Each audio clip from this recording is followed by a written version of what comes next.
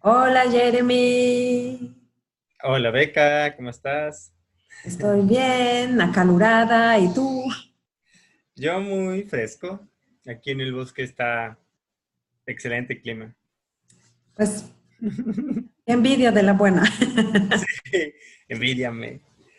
Sí, Pues, te ¿qué voy a onda? ¿Cómo envidiar. estás? Pues yo ¿Qué aquí vamos? con ganas de platicar, ¿no? Otra vez. Siento que tenemos tantos temas y a veces, ¿sabes, Jeremy? Pasan cosas como en mi alrededor y de repente a mí me nace un tema como de, ay, me gustaría que habláramos de esto y sé que a ti te pasa lo mismo. Y esta vez yo tengo muchas ganas de que platiquemos sobre lo que se llama el juego riesgoso. Sí, Me encanta. perfecto. Entonces, obviamente, pues tenemos cada uno nuestro proyecto educativo, niños chiquitos, tú niños más grandes, algunos chiquitines también. Eh, y lo que yo observo es que una gran mayoría de los niños, por su edad, les encanta hacer cosas riesgosas, o sea, cosas donde se están retando, solo físicamente, sino también emocionalmente. Y para la mayor parte de adultos es como, o sea, entran así en shock. ¡Es peligroso! ¿No? Ya, y intentan como, bueno, hacer que los niños ya dejen de jugar así. ¿Puedes tú compartir tus pensamientos acerca de este tipo de juegos? Porque estoy segura de que tú también has observado este tipo de juegos riesgosos, ¿no? Uf, em, creo que sí, me gustaría diferenciar algo entre un juego riesgoso y un juego que pone en peligro tu vida, porque no necesitan ir de la mano. Creo que sí hay juegos que ponen en peligro tu vida, como no sé, estar saltando en una barda con 5 o 6 metros de caída, sabes que es un juego súper peligroso, ¿no? Y ahí está el escalón de los juegos que nos emocionan porque tienen cierto nivel de riesgo en el que existe el riesgo de que te lastimes, pero por eso tienes mucho cuidado. A mí se me hacen muy interesantes estos juegos porque, bueno, personalmente me gusta hacer juegos riesgosos, no todas las veces, pero hay algo en el juego riesgoso que también da mucho aprendizaje y veo que principalmente a los papás y mamás pues les asusta. Eh, la experiencia que tengo en esto ha sido más que nada en encontrarle valor al juego riesgoso como para que el miedo a que se lastimen no sea lo único que sea evidente, sino, ok, si existe el riesgo que se lastimen, pero también puede haber muchísimo aprendizaje a partir del juego riesgoso de una raspada, de un golpe en la cabeza o de simplemente lastimarte por no por no haberte cuidado. En mi experiencia, es muy útil el juego riesgoso. Me gustaría hablar contigo un poco como de qué de valor le encontramos, ¿no? Al juego Sí. arriesgado. Tengo también una historia que me gusta mucho respecto a cuando los chicos de repente les empezaron a dar ganas de jugar a las espadas. En apariencia, nosotros solo veíamos como el valor que tiene, pues, el aprender a hacer movimientos de espadas con bambús. Entonces usaban bambús como espadas, pero igual raspan, duelen, te podrían cortar, te lastiman. Y había muchas opiniones alrededor, sobre todo de los padres, como de, uy, no, es que querían hablar respecto a eso, respecto a por qué se permite ese tipo de cosas, hasta qué punto se guarda el nivel del grupo y lo que yo observé, porque estaba jugando con ellos, era primero de que hay un compañerismo muy fuerte, se generan lazos de fraternidad como más elevados cuando estás haciendo algo arriesgado con otras personas. Tiene otro nivel de emoción por la adrenalina, entonces como estás emocionado aprendes un montón de tu cuerpo, de tus movimientos, de tu potencia, de lo que hay que hacer, de cómo cuidar a otros, y lo primero que pasó con estos juegos, pues es de que salieron lastimados. Creo que con el juego arriesgado, lo que nosotros mejor pudimos hacer fue ayudarlos a reflexionar respecto a cómo podrían seguir jugando así si querían, sin lastimarse tanto. Y entonces es cuando empiezan todas estas ideas y empiezan a forrar con espuma los bambús y empiezan las familias están preocupadas o interesadas en que haya curso de primeros auxilios y que venga un doctor a dar charlas y saber tener un botiquín homeopático. Y entonces alrededor de todo un juego arriesgado, como se permitió, empezaron a pasar un montón de cosas. Los niños terminaron forrando todo, haciéndose trajes, poniéndose cajas, jugando, y llegó un momento en el que simplemente ya era suficiente ese juego, ya habían aprendido lo que querían y pues ya, siguió a otra cosa. Entonces, pues observo que tiene como sus ciclos también y que es muy importante acompañar y no interrumpir estos procesos, son importantes. ¿Tú qué opinas de eso? Tú que estás con más Sí, chiquitos. sí, yo estoy con más chiquitos y obviamente puede ser difícil como hablar mucho con ellos porque su desarrollo cognitivo no está a la par, ¿no? Pero efectivamente observo que si no dejas que jueguen así, hay varias cosas que pasan, ¿no? No tienen chance de desarrollar las habilidades físicas, no tienen chance de aprender como dónde están los límites de sus cuerpos y no tienen tampoco la oportunidad de aprender a lidiar con emociones intensas, como cuando les da miedo o cuando se enojan o se frustran. Es como que yo observo que muchos adultos tienen tanto miedo a que, por un lado, se lastimen físicamente y les cuesta mucho ver diferencia de grados. Es como cualquier herida es un peligro fatal para ciertas personas, ¿no? Y no es cierto. Y por el otro lado, observo que quieren como protegerlos, ¿no? De sentir intenso.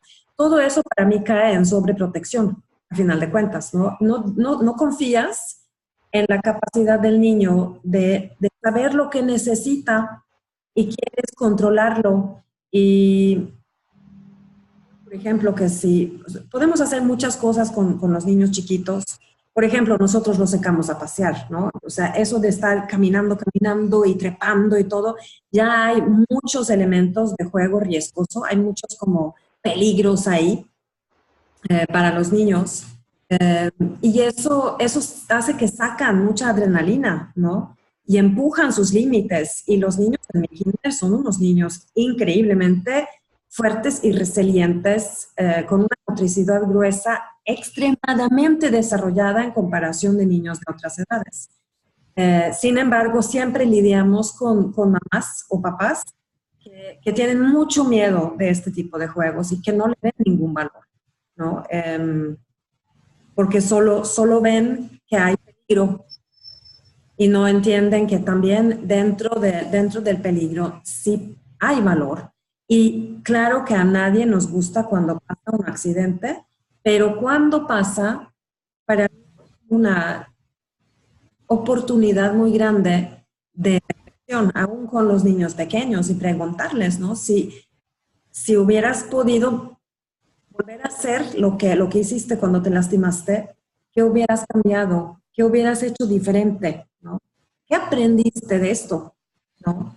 Porque el aprendizaje muy raras veces va a ser, pues nunca lo vuelvo a intentar. Triste, eso sería muy triste, sería cero resiliencia, me da miedo y ya no lo intento más y me estoy limitando. Pero me encanta cuando reflexionan y dicen, es que no me fijé en dónde puse los pies o tenía mucha prisa, ¿no? Hubiera ido un poquito más lento. Y lo que observo muchas veces con los niños pequeños es que ellos sienten en sus cuerpos, están todavía muy conectados con sus cuerpos. Y cuando sienten que están en desequilibrio, se sientan, nada más, ¿no? Tenemos una barda que va alrededor de Explora y los niños pequeños en horario de kinder no tienen el derecho de subirse ahí, obvio. O sea, no podemos estar a cargo de 18 niños que están trepando en una barda de piedra, eso sí es peligroso. Pero sabemos que hay ciertos de esos niños, sobre todo los más grandes, que sí tienen la habilidad de subirse y de caminar, ¿no? Lo hacen fuera del horario del kinder, lo hacen con sus papás. Y hay niños que ahí como logran subirse y cuando sienten el impacto de la altura, se sientan, ¿no? Para ganar otra vez su compostura y poder como seguir aún sentados. Y hay papás y mamás que dicen, pero es que ni lo logran y se sientan, o sea, no nos están criticando a nosotros realmente, a veces se confunden y piensan que en el kinder dejamos que hagan eso. No es cierto, son los papás, ¿no? Ciertos papás que confían en sus hijos y que dejan que lo hagan, pero muchos lo ven de afuera y dicen, pues es que ni lo logra y se sentó y seguía avanzando sentado. Eso es bueno, eso significa que el niño se está escuchando, está haciendo caso a su propia capacidad. Entonces, muchas veces, Jeremy, mi sensación es que los papás traen como unos lentes donde ven peligro, peligro, peligro y no ven, o sea, me gustaría que se los quitaran y que pusieran otros, que estarían más como, ¿cuál es el valor? ¿Cuál es el valor? ¿Qué está aprendiendo? ¿Qué está aprendiendo? ¿Qué está aprendiendo? En vez de nada más poner el foco rojo y querer limitar a los niños, porque los limitamos y no van a desarrollarse, no van a crecer. Uy, ahora que compartes todo esto, se me hace muy interesante, muy fuerte también. Creo que el juego arriesgado, el juego riesgoso, el probar nuevas cosas, el ir descubriendo tus capacidades, es un proceso de mucho autodescubrimiento, tanto personal, emocionalmente y físicamente también. Al menos yo tengo la experiencia de ver personas que juegan arriesgado y que en un mismo grupo de un juego bueno, se inventan sus juegos, o sea, ni los puedo nombrar porque son muy únicos. De repente hay un puente y pues viene un zombie y unos tienen que detenerlo y si le chocan 3 veces se regresa y como que hacen sus reglas y generan riesgo en el juego y ves personas desde 7 años hasta 19 años, todos jugando juntos la misma cosa. Eso hace que primero los más grandes empiecen a generar un cuidado grupal, porque reconocen que no tienen las mismas capacidades que los más pequeños. Y los más pequeños empiezan a sentirse unificados en el grupo, como que pueden jugar a la par y que no, sus capacidades no los limitan, no son menos de algo, ¿no? Todo eso a nivel grupal, o sea, ya empieza a suceder ese tipo de interacciones. También a nivel corporal empiezan a generar resiliencia.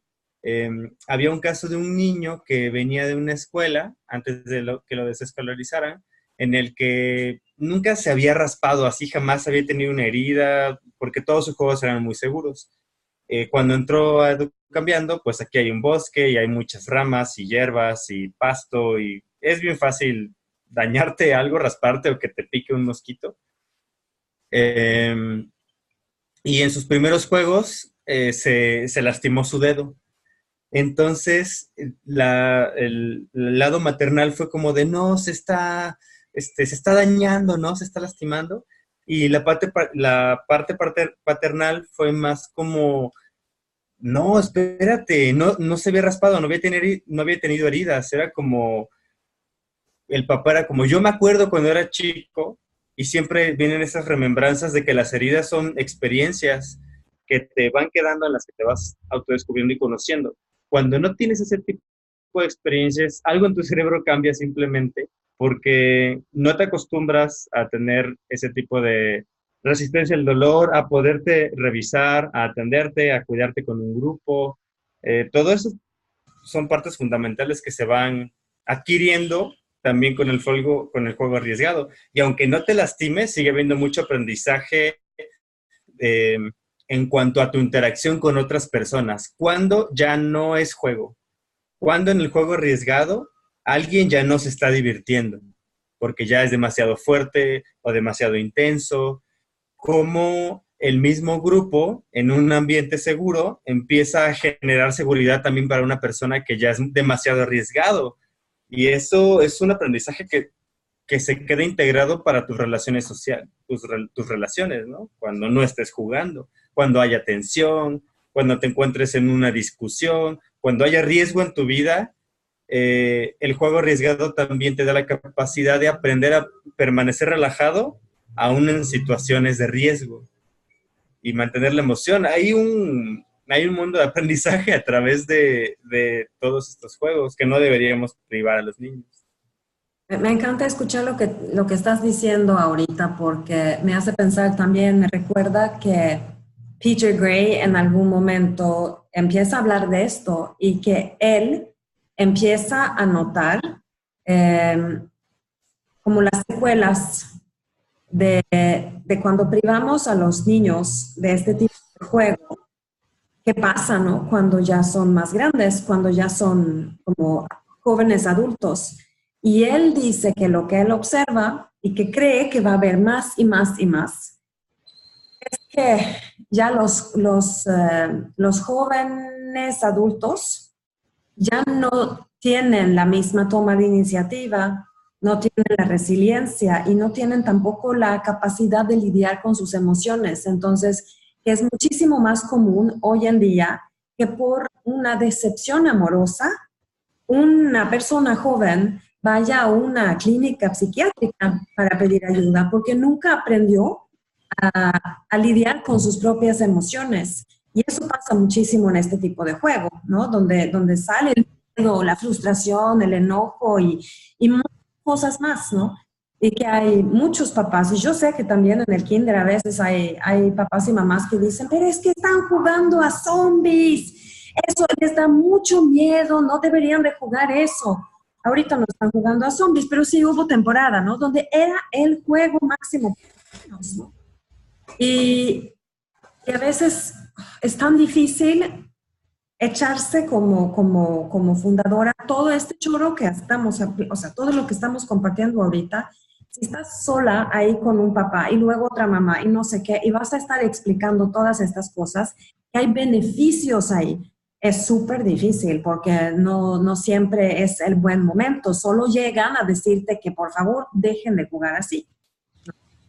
Y yo no creo que ninguna familia en mi kinder quisiera que sus hijos, cuando ya sean grandes, tengan incapacidad de lidiar consigo mismos, ¿no? En cuanto a sus emociones, decepciones en la vida, frustraciones, si por ejemplo les despiden de la primera chamba, si no logran entrar en la carrera que querían, o sea, todas estas cosas. Para eso nos estamos preparando en este tipo de juego más arriesgado. Mm. ¿Algo más? Yo me siento muy completa.